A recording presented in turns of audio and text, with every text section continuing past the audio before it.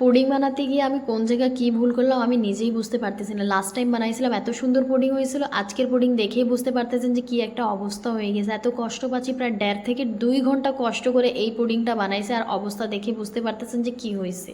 প্রায় 45 মিনিট আমি স্টিম করছিলাম এই পুডিংকে রাইস কুকারে। আমি প্রথমবার রাইস কুকারে স্টিম করতেছি, নাইলে সব সময় আমি ওভেনে বেক করলাম, কিন্তু এই যে কি হয়েছে, সবসময় আমার ওভেনে বেক করা পুডিং অনেক ভালো হয়। আমার হাজব্যান্ডও প্রশংসা করছে, আমার বাড়িতেও সবাই বলে যে অনেক সুন্দর পুডিং বানায়।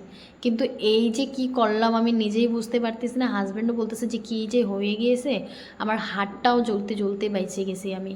আমার হাত পুড়ে গেছে এক জায়গায় এই পুডিংটা করতে গিয়ে, আর পুডিংটাও খারাপ হয়ে গেছে। কত ম্যাটেরিয়াল দিয়ে এত সুন্দরভাবে বানায় নিয়েছে, আর দেখতেই পারতেছেন একদম পারফেক্ট আছে, তারপরেও কি যে একটা ভুল হয়েছে আমি বুঝতে পারতেছি না। অবশ্যই আমাকে কমেন্ট করে জানায়েন আপুরা, আমি কি ভুল করছি আর কি সমস্যা আছে, এখন আর কি ডেভেলপ করা লাগবে আমার কুকিংয়ে।